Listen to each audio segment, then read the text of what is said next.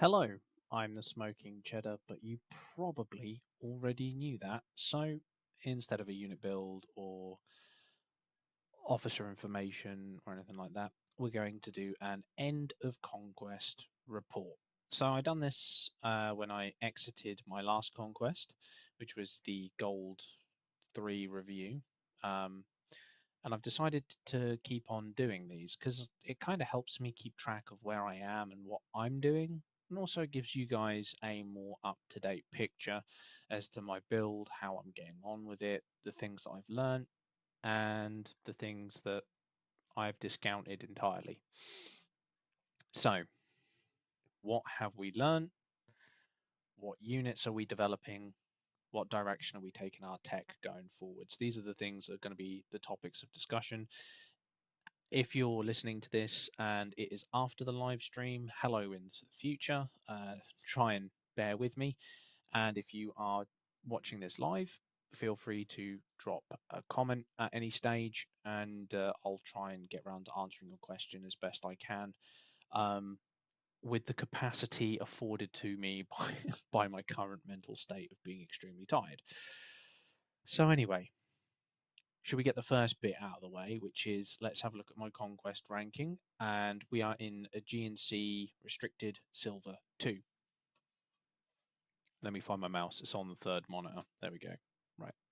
So I know you're all interested, probably not, as to where I've uh, hit on this fighting machine, considering I've done so poorly in the last conquest. So yes, we're back into silver. I'm able to utilize all of my units to their maximum potential, and I am currently in third place. Now, why was I not in first place? Two reasons for that. RW Burpee is an exceptionally good player. We're going to go over some very specifics with that player, particularly in the not too distant future. We'll do that probably during this, as it will be relevant. Uh, the guy in second place, Wanks, was just borderline on it. He was just a crackhead on 24/7. Now, RW Burpee, he was on the other team, and we did have a few good fights with him. We won a few of them, and I lost a few of them. And he beat me out fair and square 1v1 on the water, and 1v1 on land. It was a bit more of an even fight, but I was prepared to sacrifice more losses in aid to sort of destroy his base. But trust me when I say that that came at exceptionally high losses, as did RW Aaron down in sixth place there. He gave me a hard time of it. And CZ Fishing Dragon as well. You also get an honourable mention because you're 70 million smaller than me out in the Navy, but you're fighting at my level. And that's insane. Like, he is doing good. Keep your eyes on CZ Fishing Dragon if you come across him in a conquest.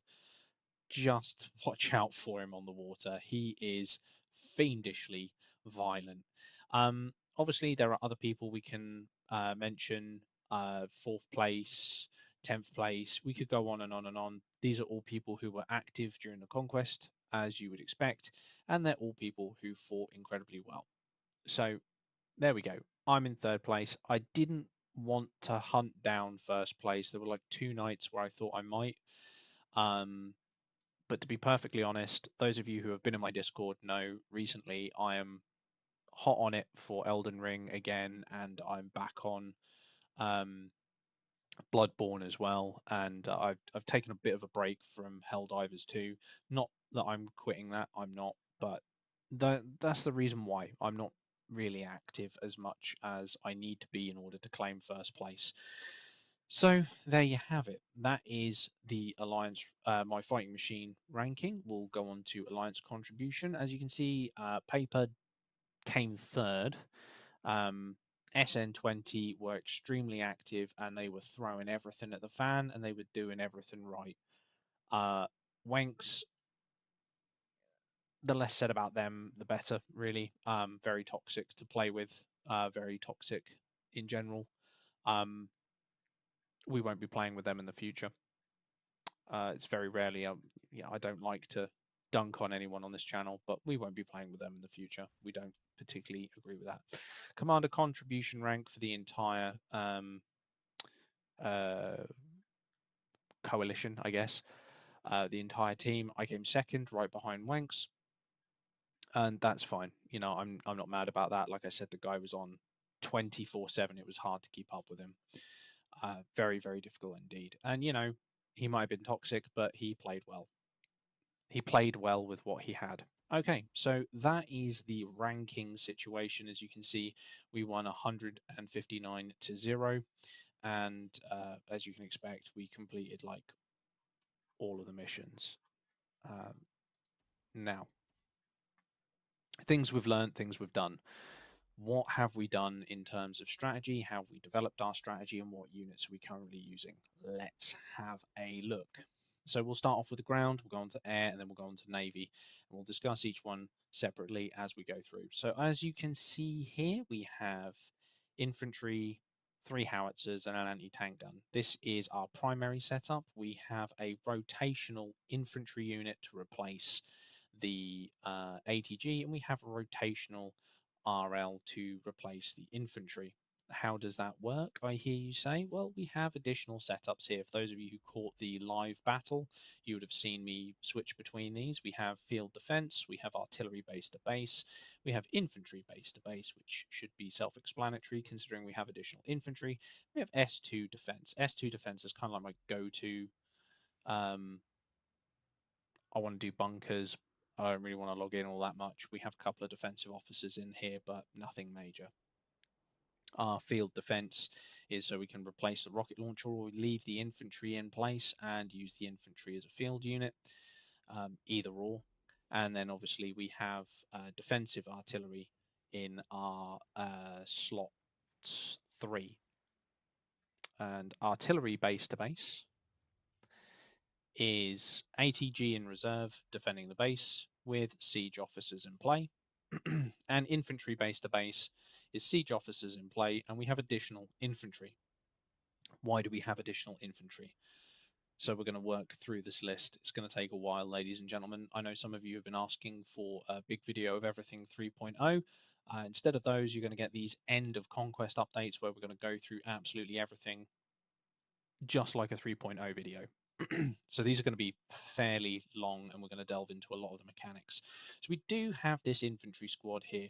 Now, infantry squads, you can layer the bunker effect. What is the bunker effect? Well, if we go into the manual here, go into the modern, let's pick the infantry. See it, make sure my head's not in the way. It is not. Okay, so fortified bunkers, capable of entering a bunker mode to reduce incoming damage. Modern infantry can also protect their non-allied fortified ground troops within 2 map grids, reducing their damage taken by 4%. This can stack up to a total of 12%. So it means if you're layering your infantry together at point blank range, you're going to increase your natural damage resistance. We have a Vanguard in play to replace the ATG, but that also comes with additional bonuses. We'll cover that through the tech tree in just a moment, but this is what we're really using it for. We're really using the additional infantry to give us a bit of leverage, and we're going to exploit that to its absolute fullest. That leverage is increased damage resistance for the main soak unit, which is our infantry, which is our martyr infantry that you've all seen and grow to love from me, my martyr infantry. That you probably haven't. I'm just talking a load of rubbish. But what does the martyr infantry grant us? Well, we do get more HP. We get enhanced bunkers, which are better than regular bunkers. And again, we get this 4%. So we've got 2 infantry units side by side. So that means our infantry, instead of getting a 4% bonus damage resistance while in bunker mode, they're getting 8% each. 8% each. Yeah, we could stack that higher with a 3rd infantry unit, but what's the point when you're using 3 howitzers? So, why, other than the reason we're replacing the Vanguard ATG, is it advantageous for us to use the Vanguard? Is it this one? That is not that one. It is this one. And that's not it. It's in modern then. I no, I was in modern. Advanced. Here we go. So while they're in bunker mode, increases the critical strike rate of Vanguard infantry divisions' normal attacks by 5% and boosts the firepower of all allied troops within the infantry's protection range by 3%. So we're getting a bonus of 3% firepower for the artillery. Because in a base-to-base fight, we are popping out this. Just assume for a second that that's infantry. I know it's not, but just assume it is. We'll pop the main infantry off to one side. We'll pop the vanguard infantry next to them.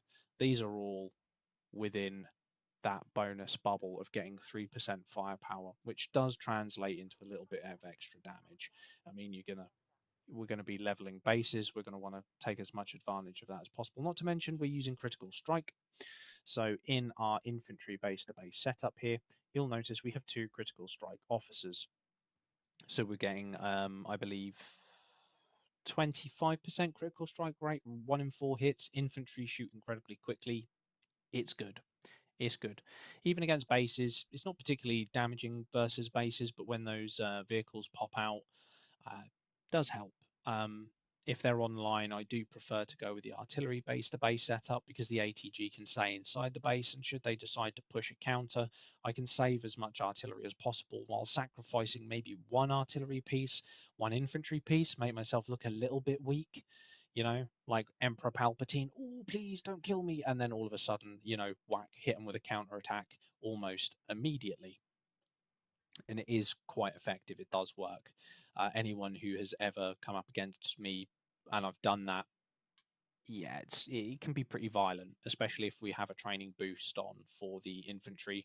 We're able to pump out like another 20 or 30, and I've just zeroed out all of your artillery. Sorry to say that 30 infantry is going to be enough to take out your base. So we have our 3 howitzers, and obviously this RL will get changed out for the infantry if I want to log off. If I want to log off in a build where I'm blocking a build and I'm going to be blocking it overnight, I can pop the blue buff, the base fortification blue buff. I can pop that. I can drop in the artillery, and of course we're using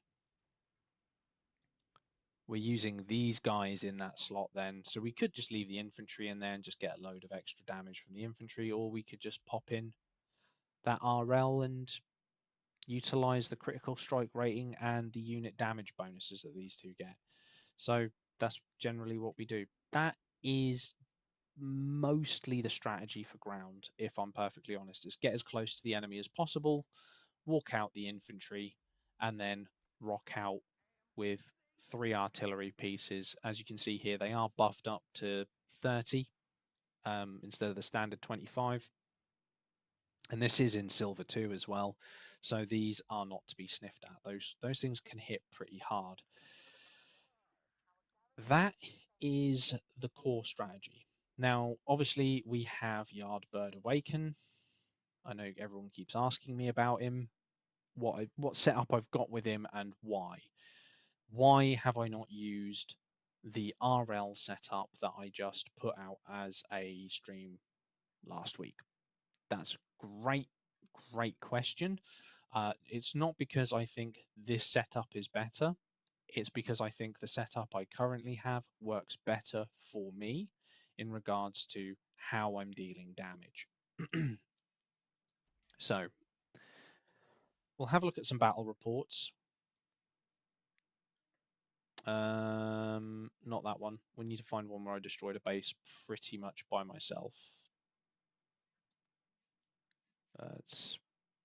That's a pretty big. When was all this? 1 day ago. We need to go back further than that then. Nope.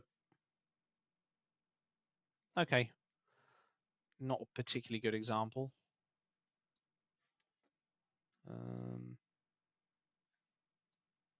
Also not a good example.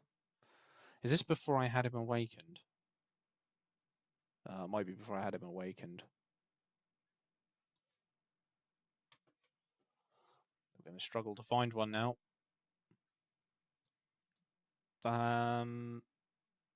Yes, here we go.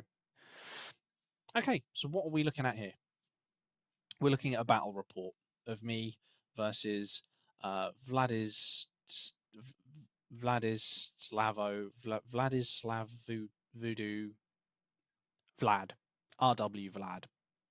I'm not going to sit here and try and pronounce that. That's a lot of letters, and I'm a retard. So if we can just do a quick breakdown of the damage dealt, we have A gun, which is in the top here. It's 156 million. B gun is 140 million, and C gun is at 229 million. That is the total damage, including the kills. C gun is rocking Ventura and Eye of Providence. Our B gun is rocking Argent Flame and Yardbird, and our A gun is Shadow and Frost. So let's just open up the battle data, and we can compare the damage being dealt directly to the bases. So let me just pull up a calculator here because I'm not doing maths at this time of night. 34.3 plus 78 in skill 0.8. So we're doing 113.1 on this gun here in total towards the enemy base. B gun, which has our new setup, which is Argent Flame and Yardbird, and I'll explain the mechanics behind me using this setup in a second. We've scored 25.5 plus, just don't worry Windows, I wasn't using that anyway, 87.7. So we're dealing 113.2. So it's only about 100 million damage more, which is pretty hefty, to be fair. You know, like, not these two guns are pulling weight. 113 million a pop for these artillery guns is not to be sniffed at. You finally made it to a live stream. Well, don't worry, we're going to be here for a while. And the main gun, this is the main siege gun after all. As you can see here, we're massively kicking that damage out of the park. We are at 28.4 plus 187. So we're doing 100 million, what's it like 102 million point 3.2 more damage just with this. So this setup is still king. Okay, we could probably rotate in Yardbird into one of these slots and boost this gun even higher. But why have I split them up like this? Well, with two guns being so close in damage, if you took out my heaviest hitting gun, you're still getting hit for about 2/3 of the potential damage that I can do. That, well, probably maybe you're taking away close to half of the damage I can do here. Yeah, about half. So even if you took this gun out, you've still got to contend with two guns pumping out slightly more than this. Now, the mechanics behind using this setup, we'll just open up the officers tab so you can see a little bit better the mechanics. Why are we using Argent Flame followed by Yardbird? And it's all to do with how Yardbird hits his skill shots. So it says here that Yardbird deals skill damage of one. Sorry, excuse me, my throat's going dry.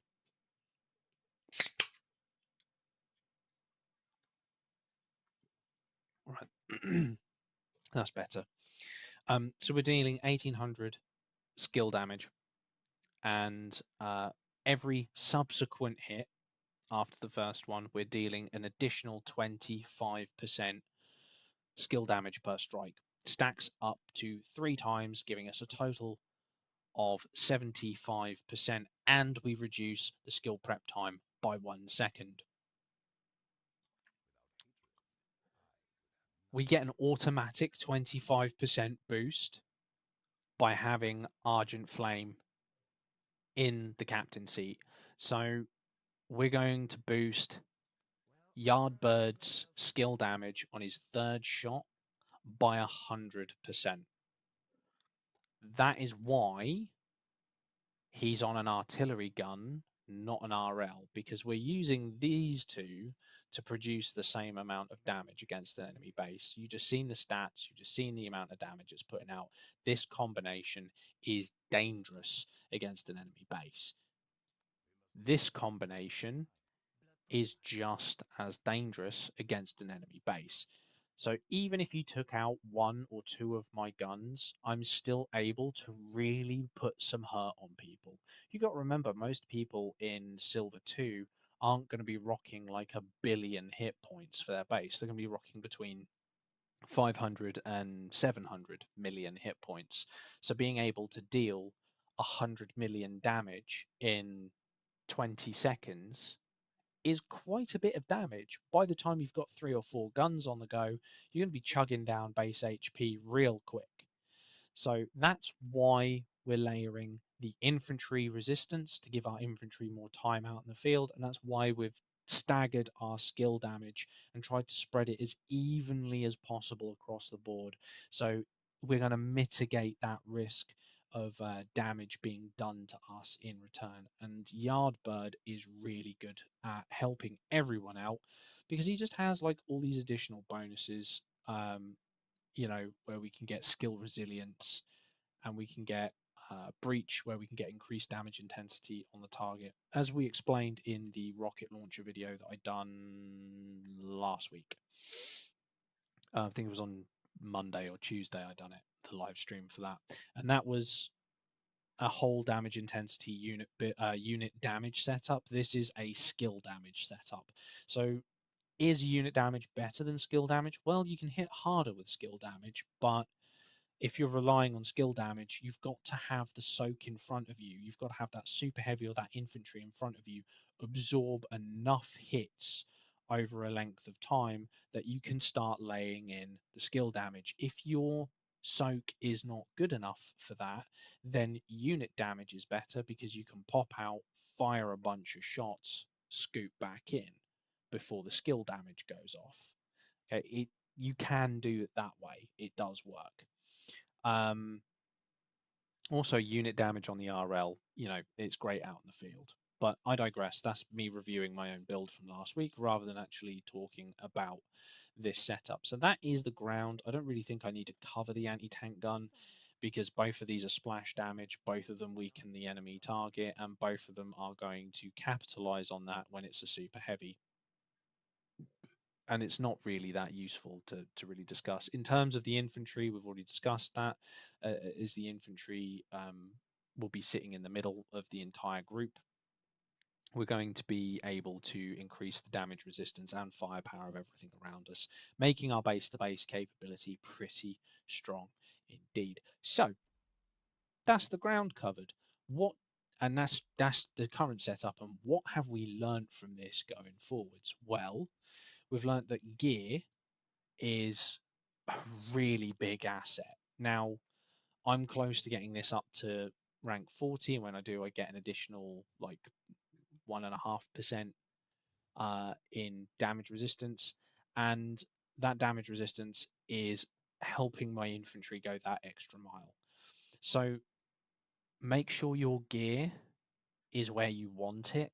Now, I know this is a tank item. I don't have a tank, but this troop HP does come in useful for me because of my tech. And let me just show you the tech quickly.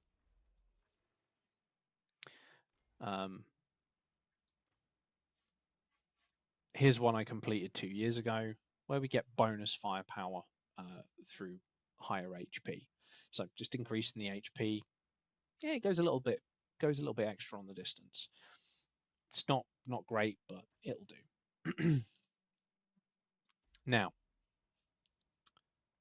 how can we capitalize on the ground going forwards? What can we do with the ground going forwards? Well, we're thinking about expanding ground over the next 3 to 4 conquests to give us things like light tanks and the ability to push forwards a bit more with that. But that's That's really a maybe, if button a maybe. We're not really looking to tinker too much with our ground setup. That might be for what's the conquest that we had about 3 conquests ago, where you had the clash zones, the skirmish zones. A light tank would be useful for me in those sorts of areas, but other than that, I don't really need tanks. I have no tank tech at all, so there's no point. Hawaii, thank you very much, Mad Demon there, he's coming in with a clutch. So that's what we're looking for. Maybe if we get to Hawaii in silver, obviously there will be another gold coming up because of where is it? Season 3 of the Brave. We've got 131 days. I'm going to put that off as much as possible. I hate going into gold. It doesn't suit my play style at all. It doesn't suit my lifestyle either. Now, that's ground, I think, pretty much covered. We're going to move on to the Air Force. Things we've learned, things we have changed, things we are doing for the Air Force. So, what have we learned with the Air Force? My Air Force is pretty good. It's not brilliant, it's pretty good at that. Are the officers at their optimal setup? No. Why are they not at their optimal setup? Because I don't have these 2 officers down here awakened, so I can't swap them around to make a pure crit build and a pure skill damage build, respectively, both stacking the intercept. The eagle-eyed amongst you will notice we have changed the secondary bomber officer over from a higher damaging officer, which was Lone Eagle, to a slightly less damaging officer, Dawn Striker, but we get a little bit more survivability out in the field. It's incredibly delicate. Hello, Jormungand. Now, this upcoming conquest, there's going to be a change to my navy, and in turn, it's going to affect my setup. So, camps. This is something I talk about from time to time. And level 5, once you achieve level 5, you get 18% damage intensity and 18% damage resist for troops for your troops and your base when you have 6 Liberty troops deployed, prestige, blah blah blah blah blah. Okay, right. So you get the point. We get bonus damage intensity and we get bonus damage resistance when you have 6 of those units deployed, and again for the Vanguard, and so on and so forth. So it's always important that you look at how you can get these as high as possible. There is a scale somewhere. There is a scale somewhere. I can't remember where it's hidden though.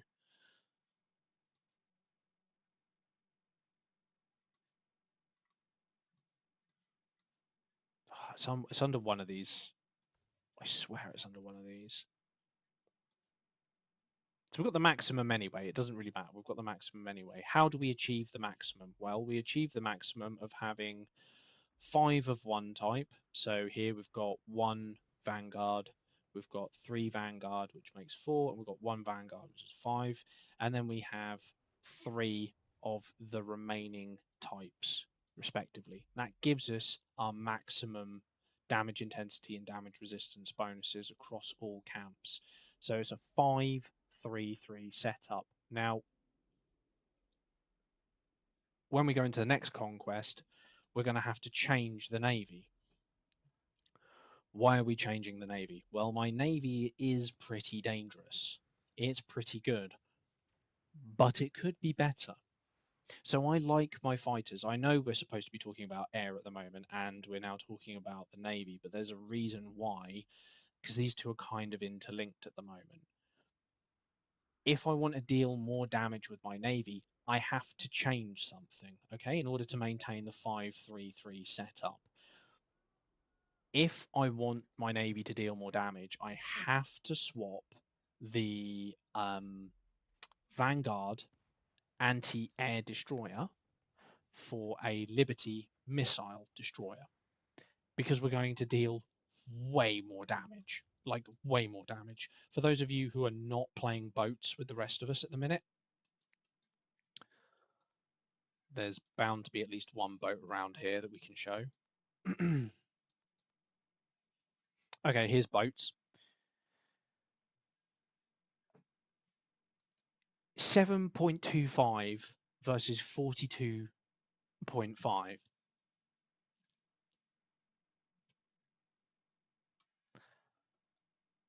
I mean, 55 versus 309.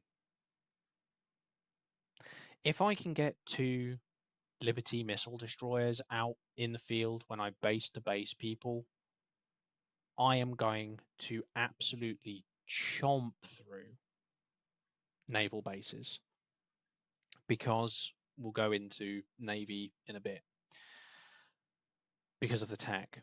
But that means I need to change at least one Vanguard.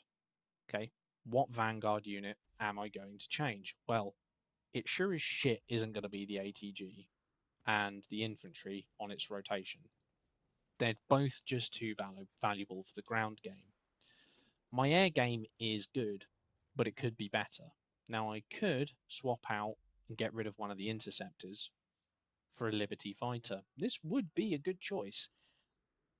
But there are Vanguard fighter skins, and if I get one Vanguard fighter skin, it will cover 2 units.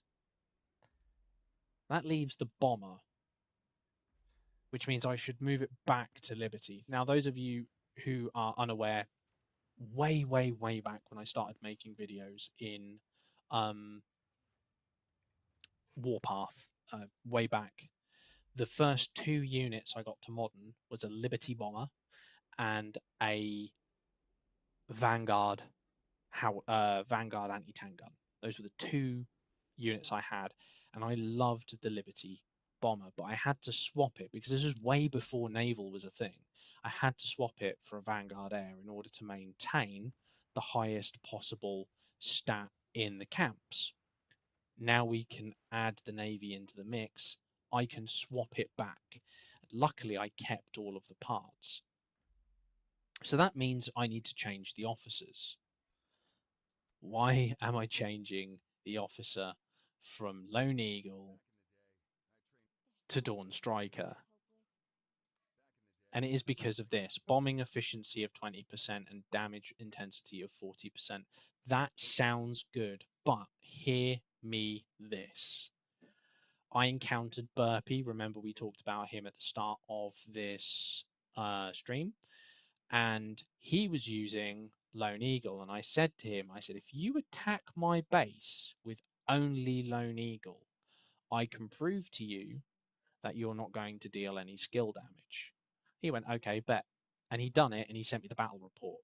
This guy, as I've said before, I've had people contest me on this, does not deal skill damage on a Liberty bomber. He just decreases the bombing interval, which is fine if that's what you're specifically after.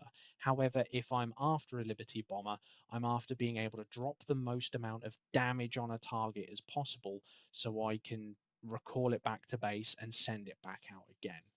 Okay, or just keep layering the hate onto an enemy base, which is what that when Conquest was first released, that is exactly how I played. And I deviated from that I don't know how many times. And I'm going to bring that back. I'm going to bring that capability back. Now, this means going forwards, we're going to affect a few changes into next Conquest. We are going to swap 2 units around. We're going to swap that Vanguard anti-air missile destroyer. We don't need it because we have 2 really good interceptors for taking out enemies that are coming at us in the water. And we can get a Liberty bomber to increase our capacity to base other players. And that is where my gameplay has always come from. My gameplay has never been about field. My gameplay has never been about supporting or anything else. My whole spiel has been spearhead from the front as a base player. And if I get the Liberty Bomber, it will give me all three fields to play in. I can base to base from the air as well as the ground and the navy. So that's what we're doing. That's what we've learned as well. We've also learned that those Liberty Bombers can hit particularly nasty against AGs, and I'm going to show you just how nasty they can be with a very big loss from a battle report here. And all of those losses were conducted in a single sweep from Burpee. Now let's just pull open a battle report. Here we go. This is my unit. I know he targeted this specifically, and I don't begrudge him for it, because I would have done exactly the same as him. Is I would have targeted the hardest hitting artillery piece from the battle data from previous attacks. And here you can see that we're dealing close to 10 million points of damage onto a single target, and he's pulling it out, sending it back, pulling it in and sending it out, and it's just absolutely layering hate onto this army group. And we lost so many units. It made it impossible to approach his base, and I just didn't have the firepower from my interceptors to take down his blocking unit, because he's just a little bit in front of me in the air.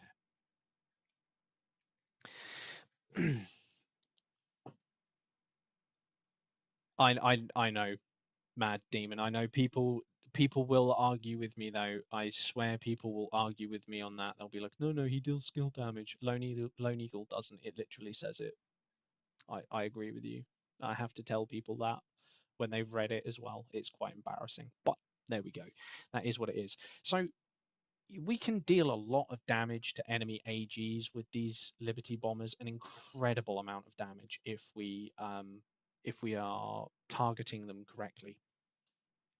So what we've learned is that these Liberty Bombers are slowly being creeped in as incredibly more and more powerful units. As time has gone on, more and more people are getting into the air game because they're running out of things to do on the ground.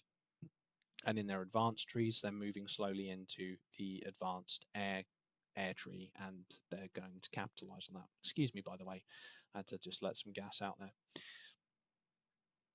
Yes, I agree, Mad Demon. It would be interesting and possibly wise to invest in a blocking fighter. Now, it's funny you say that, because if I am going to go down this tree, that does mean I'm going to have to basically have different sets of officers like I do on the ground, and I'm going to have to work towards that.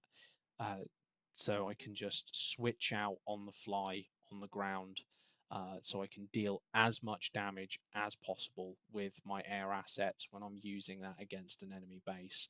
For the meantime, though, the Liberty Bomber probably won't be used in that regard. This is mostly to benefit my navy, so my navy can really push down other bases and score more points. You've got to remember, in Conquest, you get 33 more points for using your navy.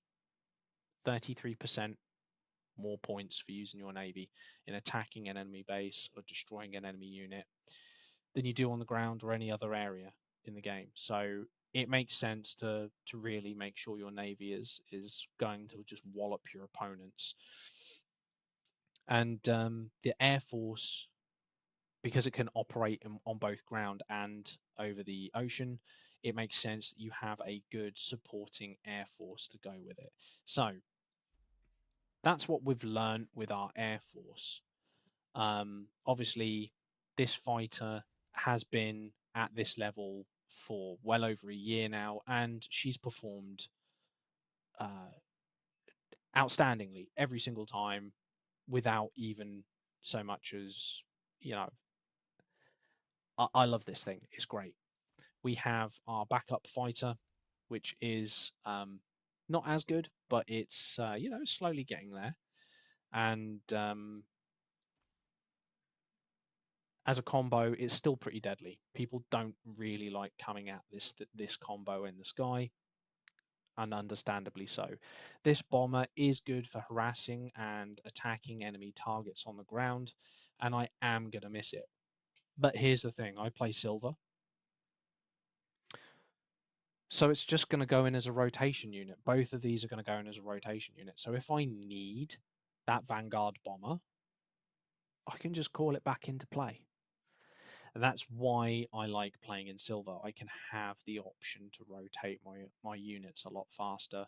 I don't have to wait an entire conquest to do that. So, and if I do have to sacrifice these units going into a gold, then at least I'll have a setup that I am relatively comfortable with in both of ground, navy, and air. We can capitalize on at least something to make this just work.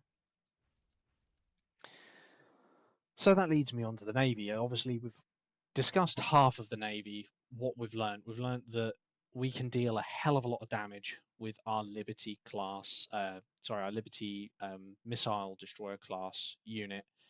Our armored destroyer, I think my opponents will say that this thing is pretty nasty to take down. That's predominantly down to its gear. We're going to get to that as well in a second. And I just want to be able to really run through people's bases a little bit quicker. 2 minutes is too slow. 2 minutes is about 90 seconds too slow for me. You'd be called a SEAL clubber at 530 million in silver. You're way too big. Dude, if I go up to gold level stuff,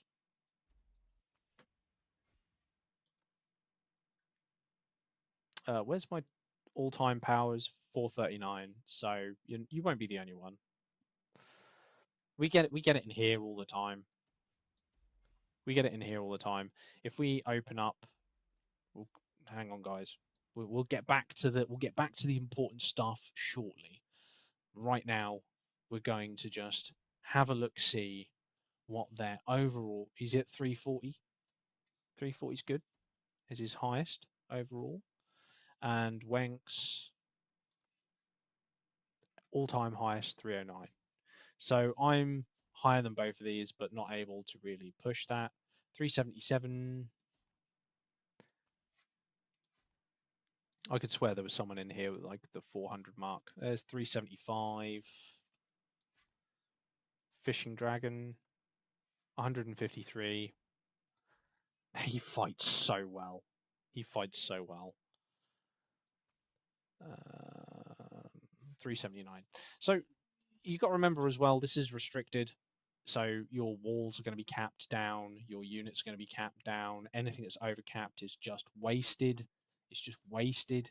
None of my units, with the exception of the level on my navy for the campaign, none of my units are overcapped, and that allows me to roll side units and just really pump out a little bit more option and damage in a variety of different ways.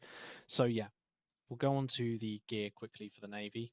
As you can see here, we've been pumping the damage resistance for this as well, and we've also been pumping. Oh, hang on. That's better. That would irritate me otherwise. We've also been getting the damage resistance up on this as well, both of these on the Armored Destroyer. The anti-air missile destroyer, what I've learned from the anti-air missile destroyer this conquest is it is not as good as you think it is unless there's like 6 people all with one, and it's in an AG, and it is specifically just targeting air units from the ocean. That's the only thing it's really good for. And to be perfectly honest, I don't think that's a particularly valid reason to have them.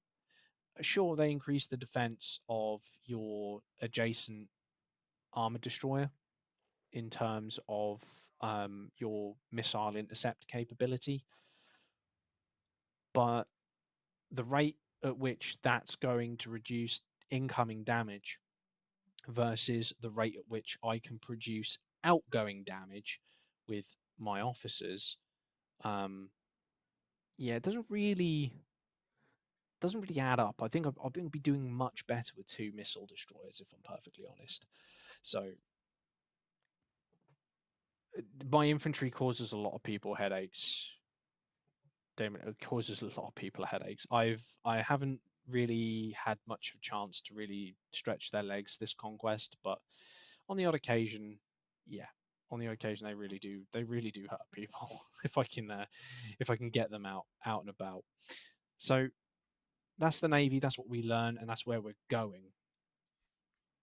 So we'll give you guys a quick update of the tech. And as you can see, the Dominion Core Phase 1 is close to being finished. Now, this leaves me in a bit of a predicament because I'm used to having the best fighters in the map, and I'm used to having the best air force on the map. And Burpee came up to me and he just went, Lamau, no, that's me this conquest. And I didn't like it. I really didn't like it. That really upset me. Some of you will know why that upset me quite specifically, but yes, it's safe to say I enjoy my Air Force quite a lot. Don't get me wrong, I'm proud of my Navy, but uh, my Air Force, I really love my Air Force. And I think, now I had originally discussed this with two of my teammates, both Rusty and my R5 um, Dead, and we had agreed that I would push phase 2 as quickly as I could to try and get a better navy than everyone else. That's not going to happen because I have a really salty taste in my mouth from those 700 losses from that bomber. So yeah, we're gonna get phase 1 complete. I'm still gonna focus down phase 1. That is still gonna get complete. Then I'm going to complete my advanced air. Now, if you weren't aware, I had actually a long time ago, done this. It's probably about 2 years nearly. I've had this. We're just under halfway on the tree. And I think it's time we finish the airplane advanced tree. I think it's just got to be done. I think the capability of air power in this game, because it can go into so many different areas of this game, is so underutilized by so many players, and everyone's scrambling at the minute to try and get their navies together for the same reason, because navies are effectively the next ground. But that means everyone's forgetting about their air all over again. Now I've done the work, you know. Look, I've put the work in. I've got my 6 Navy officers, and unless they release another officer and start doing skill training almost immediately, I'm not really going to need to change these 6 officers for the foreseeable future. Now, I could use the content creators platform and do all of the private testing servers and uh, you know, engage in that aspect of content creation and find out what these officers are going to be before they're released. I could do that, but ultimately I don't really care. And when people, if you guys want to know what's coming out next, and you that's fine, guys, that's perfectly fine. I work with what I've got now. I don't really worry about what's coming out until it's out, because once it's out, then I can incorporate it in.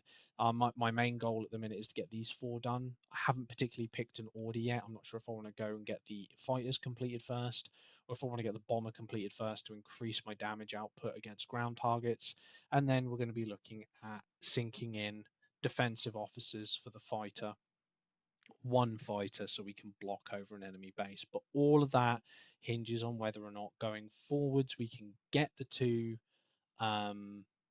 units swapped over that we've discussed, and we can get the tech underway in the air for air advanced. I think this is really the biggest one is getting air advanced. That can take such a long time. But I'm really close to finishing Dominion Core. As you can see here, we are irritatingly close to getting another one this evening.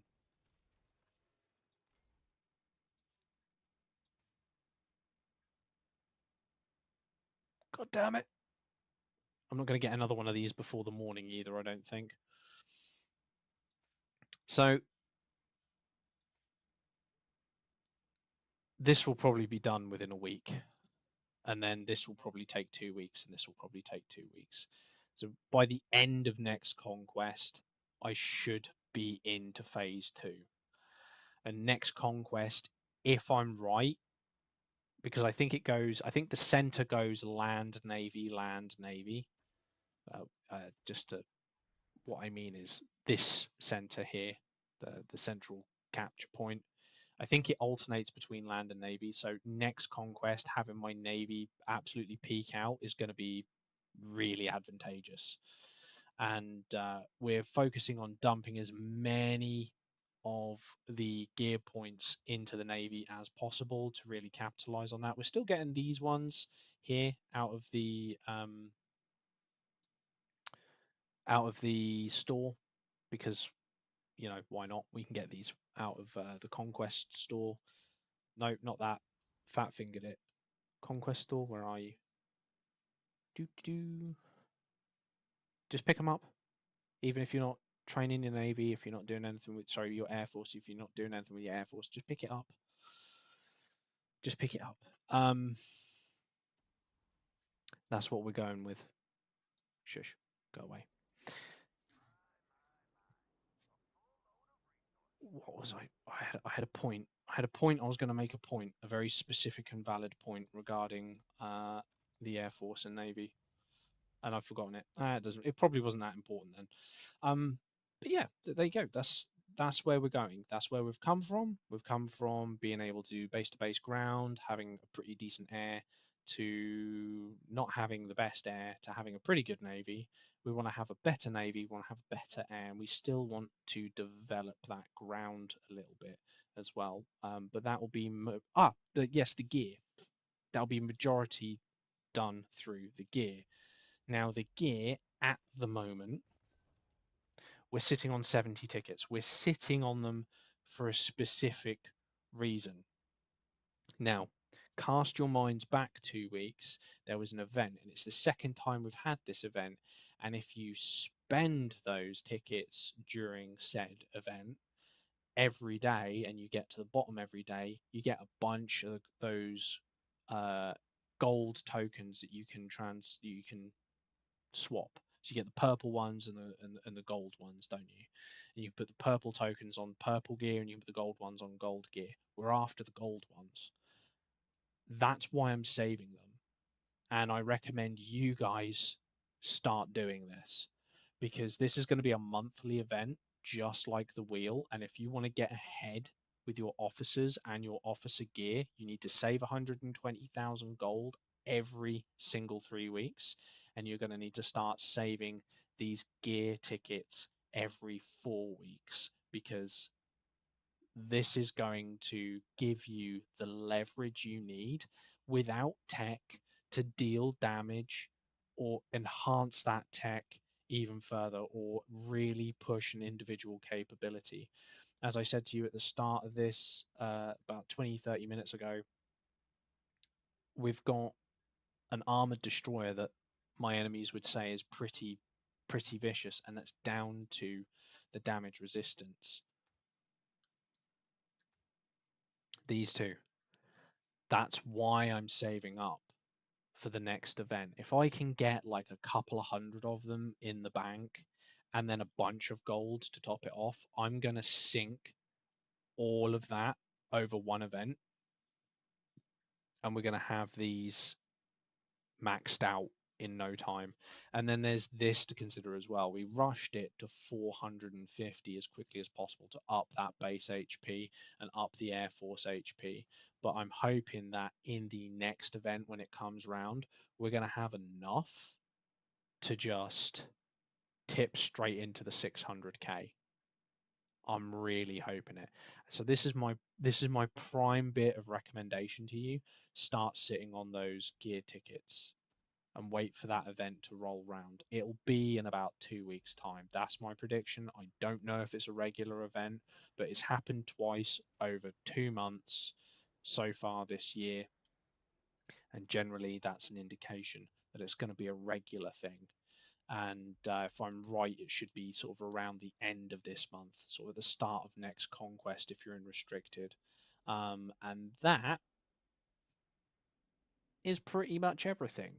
That's that's everything in its entirety of where I'm going at the minute, and that is I've not obviously explained in depth the mechanics of all of the units. I've not explained in depth mechanics of my base defenses and stuff like that.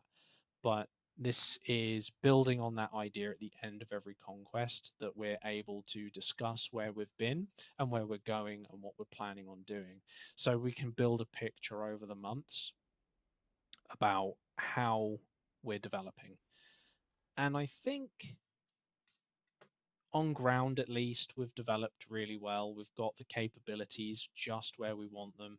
If you eliminate one artillery piece, you're still going to have two more firing at you.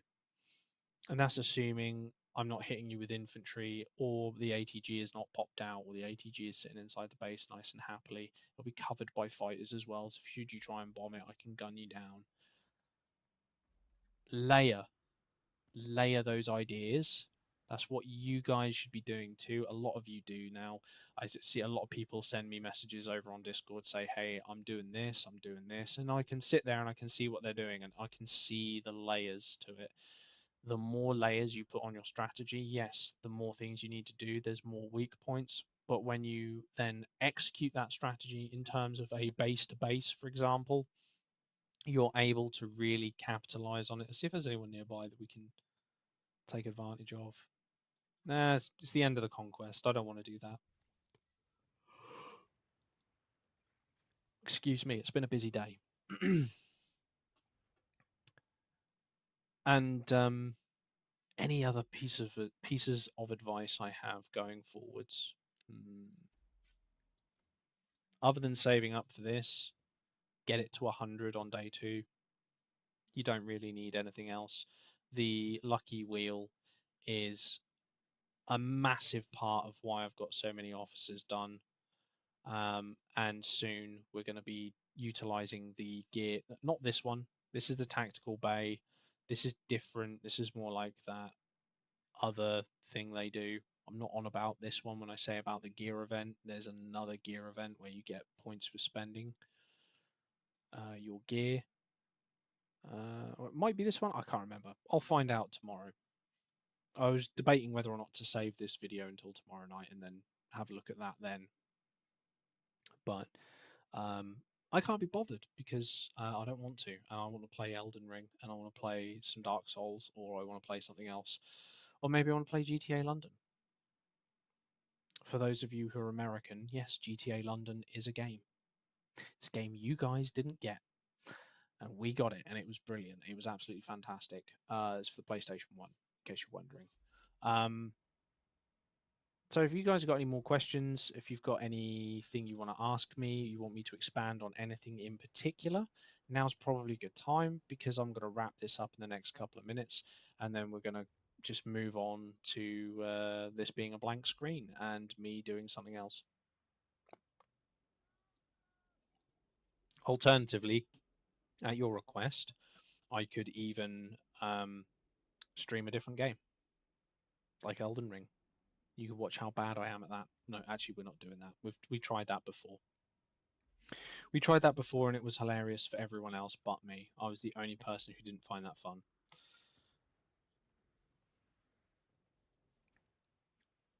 Not that anyone does ever ask me to do anything else other than Warpath these days, which is quite depressing.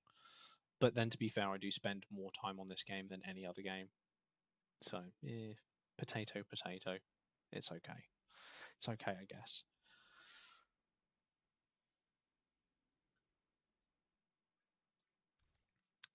Let's see if there's... Oh, yes, base HP sitting at 720 with the structure buffs in Silver 2. So this has been a silver to conquest. I have utilized my ability to use more ground troops than otherwise I would have. I've been able to swap them around as I like in order to get as much out of the game as possible, and it's worked well. So I've been the Smoking Cheddar, and you guys have been very patient. Once more, thank you all very much for watching this evening. Be good to one another. Try to keep the toxicity out of the conquest chat, guys. Um, the game's better when you're losing and you're happy because you're not having someone taunt you. Just block the people who taunt you. It's not worth the hassle, guys. It's just not worth the hassle. Live in peace and don't worry about any of it. I just saw the current viewer counter go up, and you've just reached the end of the stream, my lad. That's okay because I do leave these up for your entertainment to watch at your own leisure. And as a long form content. So thank you all very much for watching. Thank you for the engagements as always. When you're in chat, it does make my day, and I'm sure it makes everyone who's listening to this in their truck driving home very confused about what's going on as they can't read. They shouldn't be reading. They should be focusing on the road. Anyway, as always, there is a link to the Discord in the description box down below, and there is also a link to a charity should you choose to donate. If you choose not to donate, that is also fine. If you do feel like you're in the giving attitude, don't necessarily have to do that one. You can pick any charity that's close to your heart. Be kind to one another, guys, and I will see you all next week. Probably, maybe.